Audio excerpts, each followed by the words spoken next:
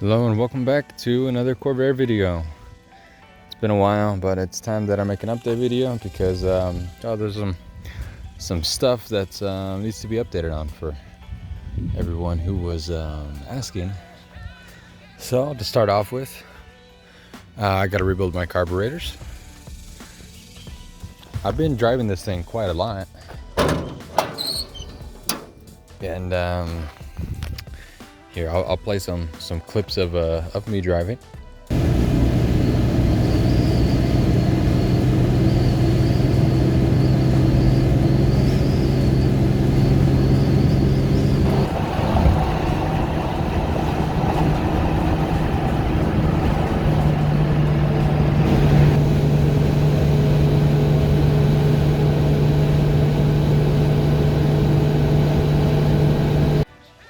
Clips inserted. Okay, so you saw I drive this thing in the rain, I drive this thing in the sun, only till about it's 95 degrees outside. Then I'm done driving this thing because it's miserable driving a car with no AC in Texas in the summer. Anyways, so right now I've got to rebuild my carbs. I've also got a pretty bad oil leak coming from this whole housing here, and it's splashing oil all here. You see my carburetor's all freaking oily. I got oil coated on the top here, and it gets on my spark plug cables. That's gonna end up deteriorating the insulation and stuff. So yeah, now I already know it's because the surface of this here isn't completely flat. It's slightly warped, so every time I put a new gasket in there, it blows out. I've tried to deck it, but it doesn't quite work. So I could try again. It's just I didn't want to go too far last time because that'll change the push of my push rod here. So I didn't know if it was gonna rip my diaphragm if I went too far, but I think I'll be fine. So I'll end up taking it off again, make a cork gasket for it, and yeah. So basically that's it for engine side update. Well, I have done some stuff on the underside. Let's see. Okay, so I've resealed my valve covers, and when I did that, I did a valve adjustment. A hot valve adjustment, and that did help a lot.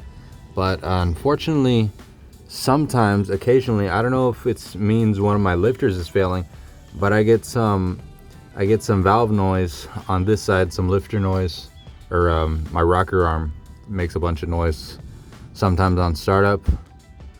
Not all the time. Sometimes it's quiet and sounds like how it should. Other times this side makes some noise. You see, I've got some oil leaks, typical. I resealed my transmission pan, but it's still leaking. I actually took out my whole powertrain again to separate my engine differential and transmission. I replaced the seal between my transmission and differential that I didn't catch the first time, and that was dumping transmission fluid into my diff, which is why I had to take it out. I replaced that seal because it was really messed up, but I replaced it. I threw it back together, and it solved the problem, but it looks like it's doing it again. I don't know what I did wrong. I don't know if I installed that seal in my opinion in a very correct way, but it's still transferring some fluid over. But you know, it is what it is for now. I've just got to keep draining my diff every so often, and put some fresh diff oil in there. I think, but I do think it's starting to go out, because on corners I hear kind of like a knocking noise. Well, actually, it might more likely be my wheel bearings that are making that knocking noise. Anyways, yeah, oil leaks, stuff, but it runs when it runs. Now going back to the carburetor real quick, the reason why I'm rebuilding it, it didn't start the other day. I came back here, took off the air filters to see what was going on. I didn't see the accelerator pump squirting on here, so I'm just gonna go ahead, rebuild both of them. Now, done with that. On the interior here, I've done some work. Okay, real quick, I want to show my creativity. I made a cup holder. Don't think I've shown that. I've got some Porsche floor mats because this is basically a Porsche. It's the poor man's Porsche. So that's why I've got those. It'd be cool if they were red, but whatever. Black will do. Maybe I'll dye them. Now I've taken out my package tray, back seat and door panels, because when I installed the package tray, I didn't do it right, and it started to sag pretty bad up on the shelf part of it, and started to tear the cardboard. So I've got that inside along with all the other stuff, and eventually I want to get to that and pull my package tray how it ought to be, and then fix up the back of my door panels because they were getting some water's getting through these seals right here.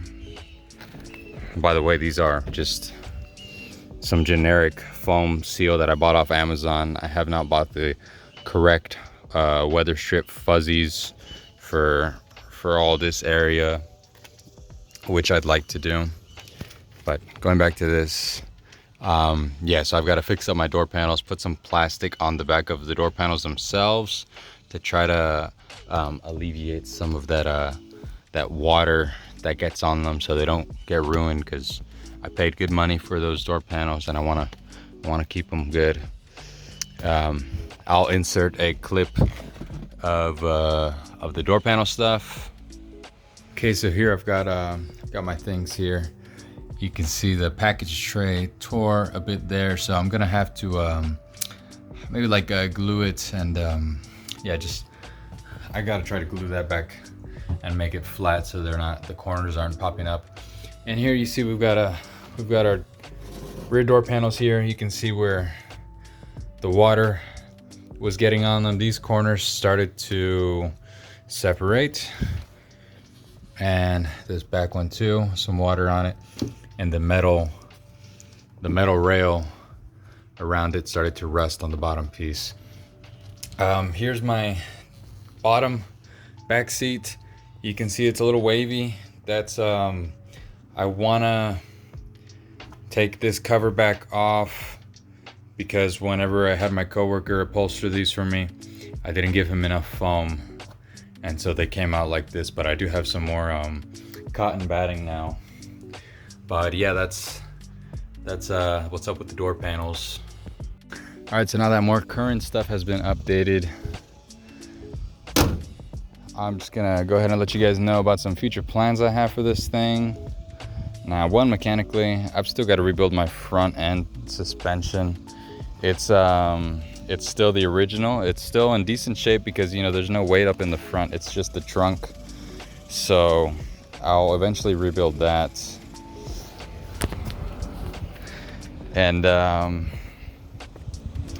see, I don't have my keys on me.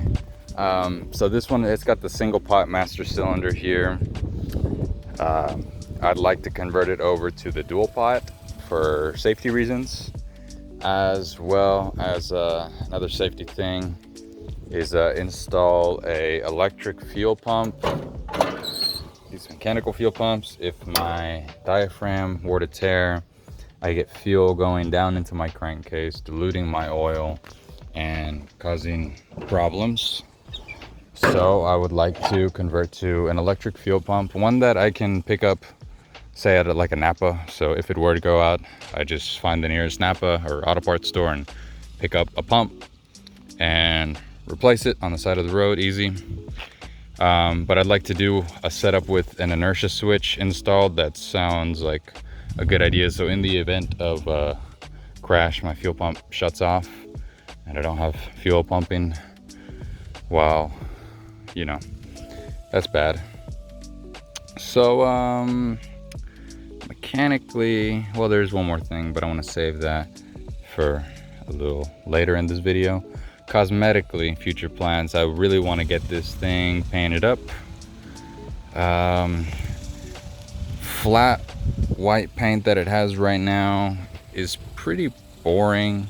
It looks okay from about 15 feet away. And now that I've done the interior and I have the interior looking nice, it just makes me see how okay the outside looks. But I do want to get this repainted in, we're gonna keep it white, but I want to do a metallic white, like a pearlescent sort of white, so that whenever you kind of walk up to the paint, you see it start to glitter. Maybe some pinstriping, some pinstripe that highlights the this right there, you know, that sport line and the one on the back in between the grills. That'd be pretty cool. And then the pinstriping all along the side, that's pretty nice too. Yeah, and then if we were to do, when we do the paint job, for a proper paint job, I've got to take out my windshields. So those windshields eventually need to come out anyways because the seals leak water. But if these are coming out, then it gives you pretty good access to my dash. And the paint in here, it's okay. You see it has some shine to it. That's because I added some a linseed oil to it, and that added some shine to it. But if we're taking out windshields, we're painting up the inside here too. So yeah, you know, paint job, whole can of worms. Who knows when we'll get there. But I'm gonna add this into the cosmetic side. I've also thought about taking off these bumper guards because I think I've seen pictures without the bumper guards and it looks nice. And then imagine after I get my paint job, I drop this thing a little bit, nice and low. Shoot, it'd look great. But now I'm gonna go ahead and move on to more of the mechanical future plans, which is something a bit bigger for this car. I'll go ahead and take you over there. Okay, so you know how it goes. I was on Facebook Marketplace looking at stuff on Facebook Marketplace, and I saw a listing for a couple Corvairs for $400 the whole car. I don't have a space for a whole car, so I couldn't take a whole car. But what I could take were some parts off the car. And what I did take was this. So I've got a 1990, no, the year of this motor is 64. It's a 95 horsepower motor. So just like mine, just like what I've got in my car. So I have a spare motor now for a good price. I plan on rebuilding this motor.